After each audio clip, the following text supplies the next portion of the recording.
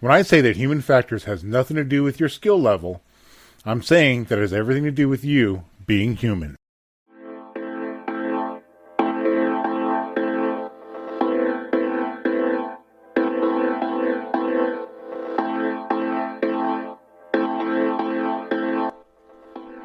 Hello, everybody, and welcome to the United Safety Technologies podcast. Here we discuss real safety and not the retributive iron fist safety.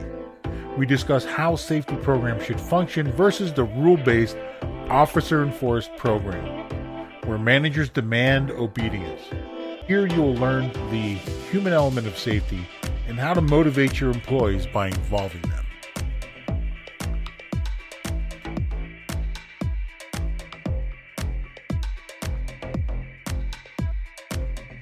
Hello, everyone, and welcome to today's podcast.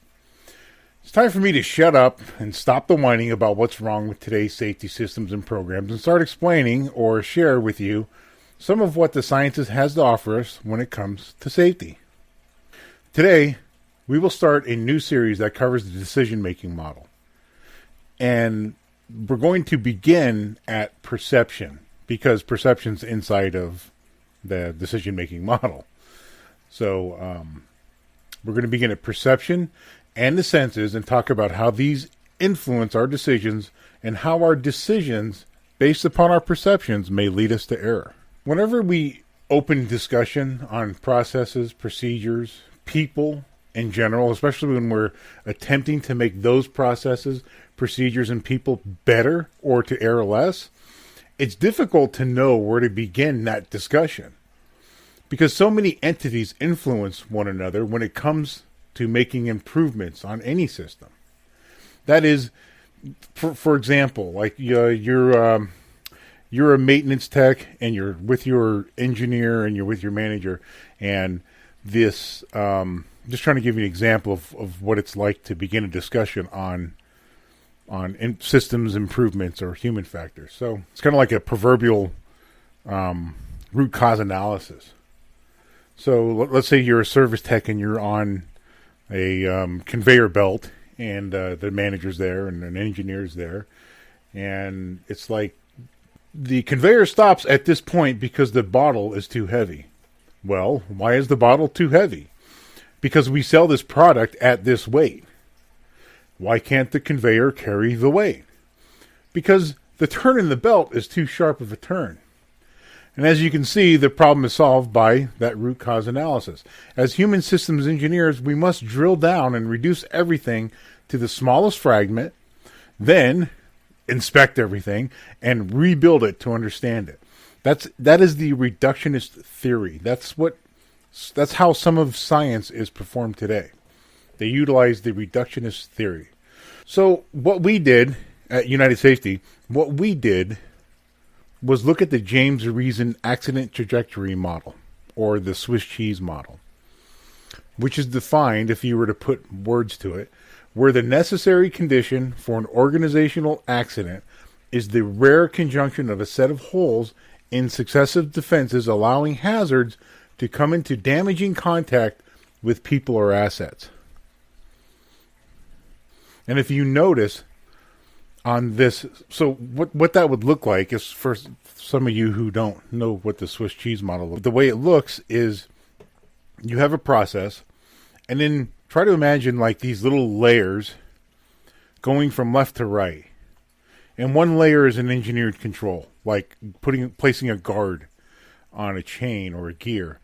The next layer is another protection system, and that's like administrative rules, you will wear your hard hat and you will wear your sleeves, or your sleeves roll down, no loose jewelry or no long hair, and so on. So you have several of these layers that are installed to protect the company's assets and the employee. And at the very end of this line of protective layers is the end user.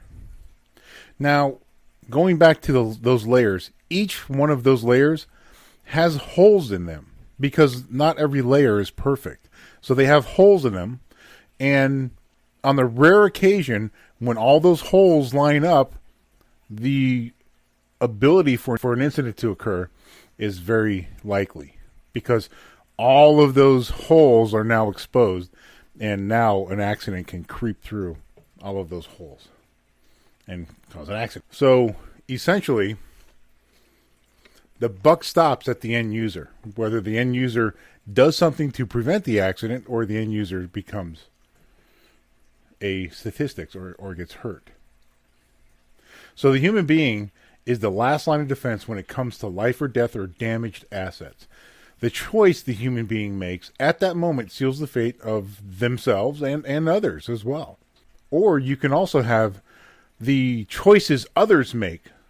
So the choices people make today may cause errors in the future, either by that person or others. In the hard hat industry, we call that setting a trap. That's like a guy seeing a hole. He realizes it needs to be covered so no one falls into it, and uses a 1/4-inch thick piece of plywood to cover it. And then a person walks on it, not realizing there's a hole. The plywood breaks, and you have an injury. So the Swiss cheese model is a great explanation of how accidents occur. So please keep in mind, and you probably remember this from past podcasts, please keep in mind that I subscribe to a user-centered design, and I believe that the end user, the frontline worker, they possess the answers to a reduction in accidents, not just in the workplace accidents, but all accidents at work or at play. So what I'm saying is the Swiss cheese model, the end result is the human being or assets being destroyed. If we can place the end user in all those layers of protection, then maybe we can close some of those holes found in those layers. We tend to place so much value on titles, such as managers, engineers, and the like, and we believe that the end user or the frontline worker has a singular ability to do or to only use the tools or to execute the labor process. And they have zero value in the design of the processes and procedures.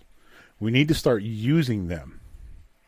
And I'll explain to you why. You'll hear a couple of examples in this podcast as to why we need to begin to use them. Ultimately, what we're trying to do here is we need to get the end user to participate in the designs of our safety systems and procedures. But we have a problem. Therefore, the question is, after all the damage that we have done, managers and safety managers and the people that sit behind the desk, with blaming the end user and pointing the finger, because management usually will never take the blame. The question is, how do we get the frontline worker to participate in what they perceive as a convoluted mess of a safety system? Currently, you'll find the end user will almost always decline an invitation to offer their assistance in designing processes. Why? Because in the past they were treated like their voice doesn't matter. And so this is the beginning of a series of podcasts which will explain how we get your employees, our employees, involved. So the first order of business, we have to make safety a positive element in the work process. We start with perception, and perception is a part of this decision-making model. Because we start with perception, because our perception guides us in making our decisions. And by the way, the transcripts to this podcast will be at our website, www.unitedsafetytechnologies.com. It'll be at the website. You can download it. It'll be for free, and you can see an actual detail of the James Reason Swiss cheese model. And I'm going to try to describe the decision-making model to you as well. However, if you like, you can go and download it and look at it, and it'll make a little more sense. So I'm going to try to paint a picture of what this model looks like, and I hope I do an okay job. So the decision-making model is an iterative cycle of mental events on how we make decisions throughout our life. First, imagine a flow chart. So this is like a flow chart.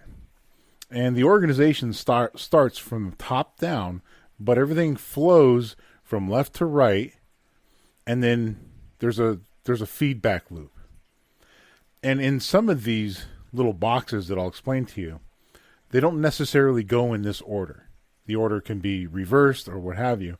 However, each of these little mental constructs or these little mental processes are activated in the decision-making model. The categories are named from left to right. So the first category is perceptual encoding. The second category, which is in the middle, is central processing. And finally, all the way to the right is responding, our actions. All three of these categories are constantly commingling with one another. And all three of these categories have a double-headed arrow. That means they can go in any direction. However, they all do commingle, and they all do have a almost simultaneous or a parallel function in how it works. So what they do is they take information from each category and form new learnings and information. Below these three categories are a rendition of the inner making of these three categories, and is drawn as an iterative web of psychological constructs that are constantly communicating and feed information back and forth to develop new information and ideas based on past learning and experiences. So to begin, under perceptual encoding, it's a perceptual encoding is one of the categories, and under that are the constructs, sensory register and perception. Okay, those are two separate boxes. Our past perceptions and outcomes are stored here. For example, what the color red means to us, or what chicken tastes like, and what traveling at 55 miles an hour feels like. That's stored in in the sensory register. Everything from how we cope and deal with adversity to our favorite song to everything is stored in that register. It's kind of like, I'll explain later, it's a mental assist on, like, say you hear the word car and immediately you think of four wheels, or you think of a car or your car. It's the principle of representation. So immediately it helps you assisting in identifying what's being discussed. To the right of the perception box are two more boxes. One is slightly higher. It's named attention resources, and this box is actually describing where our attention is focused when we're making a decision. And this box is basically isolated from the information feedback loop process. Except the attention resource box is attentive to both perception, thought and decision-making process, and the response selection. So I said both because the response selection is a mental thought, and then it becomes a physical thing. Below the box labeled perception is a box labeled thought and decision-making process with a one-headed arrow coming from the perception box to the thought and decision-making process. The thought and decision-making process is comprised of working memory and long-term memory. Here, they both work in conjunction to provide us information on what we experienced in the past and what the outcome was. This process also influences our perception as well. Then finally, this process is all tied together by the feedback we received from the end result. So every time we make a decision, this process is executed and is reinforced every time we succeed or fail. It's reinforced. So we will remember, if I walk on this wooden plank, will it break? Well, last time I did it, I was successful. Therefore, I'll do it again. If I put my seatbelt on and get in an accident and I survive, was it successful? Yes. Therefore, I will wear my seatbelt again. And like I said, this model will be in this transcript, and when you look at it, it'll be a little more clear. But I'm just talking to you about the decision-making process because that's where we focus when we come to you or when we try to make a change in an organization. So in this series, we're going to explore the entire decision-making process. And this, ladies and gentlemen, this is where United Safety Technologies goes to work. We focus on this entire process to engage your employees in your safety program, or any program in your organization for that matter. So let's get started. Enough yapping. We'll start the series of the podcast to explain how this process works and how we begin with perception. So the perceptual process, a 7-step approach. So we're going to break this down into 7 steps, and we will go over all the different steps. I'm not going to get too scientific. I'm just going to give you the information that'll help you see how this makes sense.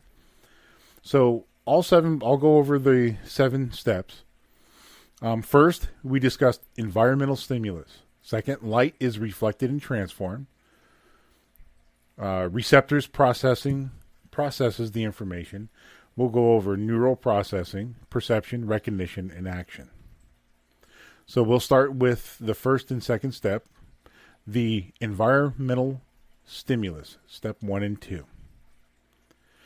So essentially, it all starts with an opening of the eyes. We see trees, cars, we see birds flying in the sky, the smell of breakfast, and the warmth of the sun. We see a car. We recognize that its color is blue, and this happens because of the light that is being reflected from it. So everything has to do with light and reflection. So the reflection from the car activates one of the central principles of perception, the principle of transformation, which states that stimuli and responses created by stimuli are transformed or changed between the environmental stimulus and perception. So the first transformation occurs when the light hits the car, or anything for that matter. When we see, like when we're approaching our home, or when we're at home, and when we see the front door or the light peering through the window, we're given millions of bits of information as to what's going on outside. Or when we see the car, because of the light being reflected back, we can see if it's raining outside, or if it's midday, or if it's morning. We can, with some accuracy, predict the time of day or the time on the clock just by the perception of the sunlight's intensity, or how the light reflects back our shadow. We can measure the distance of a tree by the reflection of the light and other information transmitted through the cornea at the front of our eye, as well as the lens. This is when our eye's optical system focus on an object, and if they're working properly, the image is cast to the receptor of the person's retina, where they form a sharp image of that object. And if the optical system is not working properly, that image may be blurred. Keep that in mind, and I think you know where I'm going with this. So let's discuss the principle of representation, which states that everything a person perceived is not on direct contact with stimuli, but on representation of stimuli that are formed on the receptors and on activity in a person's nervous system. So that is the mental representation. The mental representation is the mental imagery of things that are not actually present to the senses. That being said, our mental image of a car assists us in seeing cars. We associate the 4 tires, or 2 or 4 doors, a hood, a trunk, and a steering wheel when we hear the word car. You don't have to necessarily see the car. This principle assists us in seeing cars, trees, bikes, people, and so on.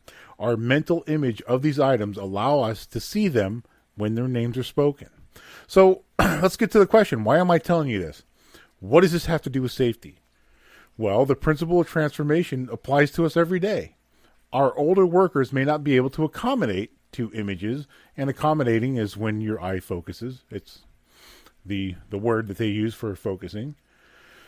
We're not able to accommodate to images as well as our younger cohorts and colleagues. And this can pose a problem when explaining a certain job task. So let's use an example. Let's say you and your crew are working on a project and you're the leader. You have 2 crew members that are in their mid-30s and 2 crew members that are in their 40s.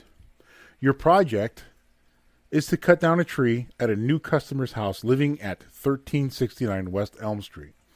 Before you leave the yard, you give your crew members the address where the tree is to be removed.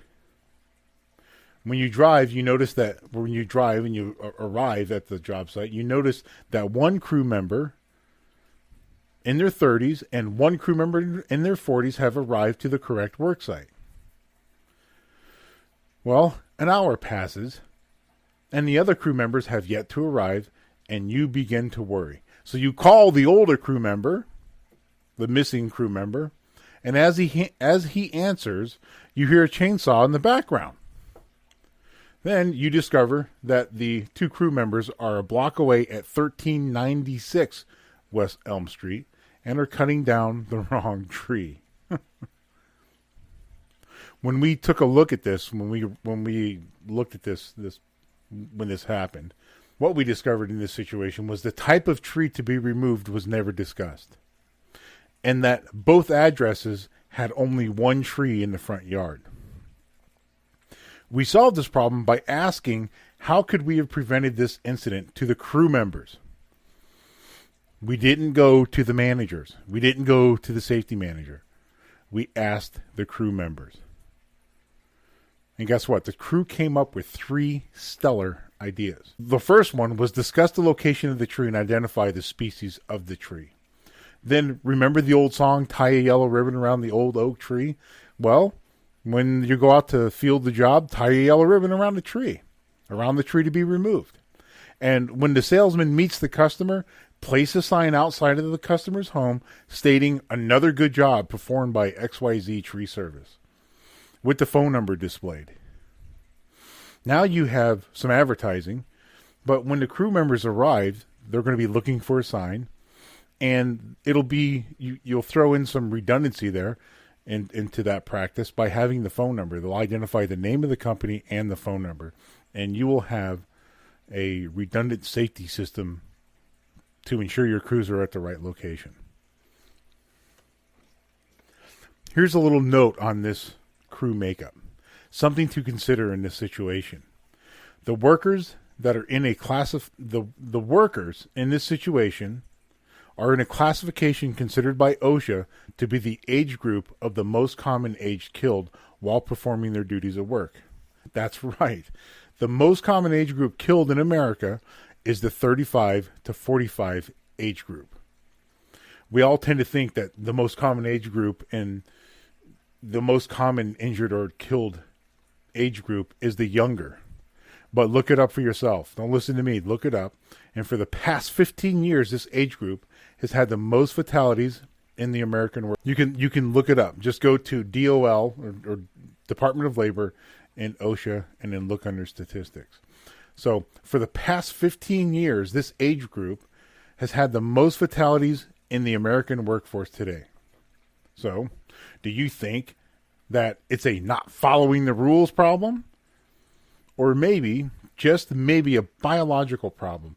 Maybe a process that was developed by a younger person who is not yet experiencing these middle-age problems. And by the way, since the implementation of these 3 processes that was suggested by the frontline worker, they have yet to encounter an accident or a mistake like that one. Let's explore a situation involving the principle of representation. Let's swing the pendulum to the far right on this one. Let's say you have a new employee on the job. Say he or she is 19 years old and has never seen an adjustable wrench before today. And this is a great example because some of you have never looked at an adjustable wrench as well. And for those of you who haven't, try to imagine what one looks like. You tell the new employee to use the adjustable wrench to remove the brass nuts and bolts from an expensive pump used to pump corrosive liquids from a large vat. You tell the employee to save the hardware because you'll need them to use, and you'll need them to rebuild the pump when you're done fixing the pump. When you check on the new employee, you discover the employee used a pair of channel lock pliers on the nuts and bolts and ruined the brass hardware. Because the channel lock pliers have worn down the angles of the bolts necessary to tighten and loosen the nuts and the bolts. So, if you have ever looked at a pair of channel lock pliers, you'll notice that to adjust them to the size you want, you can place one side of the pliers into a little channel that will decrease or increase the size of the pliers to fit the nut or bolt. However, when you use an adjustable wrench, you can maintain a flat surface and not ruin the nuts and bolts. So you have a person, or when you explained it, you said use an adjustable wrench. So the person never saw one. They can't use that mental image. So then they have to try to figure out how this tool would look. They see the channel locks. They see that the channel locks are adjustable, and it makes sense to them to use that tool. So the word adjustable and viewing the channel locks on the pliers formed a mental image of what an adjustable wrench would look like to the new employee. And thus it made sense to the employee as to what tool should be used. So next week, we'll discuss steps 3, the receptor process and transduction. How step 3, and also we'll explain how step 3 influences your decisions. Well, that's it for this podcast. If you like, I have made the transcripts to this podcast available on our website. Go to www.unitedsafetytechnologies.com to download the transcripts. However, please keep in mind the transcripts do not contain citing, and it's not formatted in proper APA style or MLA style. And if you would like, try some really great sunglasses or safety glasses. Order a pair of our Edge eyewear safety glasses. They look great, they're comfortable, and they're tested by the pros. And as always, please find us on Facebook and like us. Thank you for your time, and as always, think of yourself first in everything you do.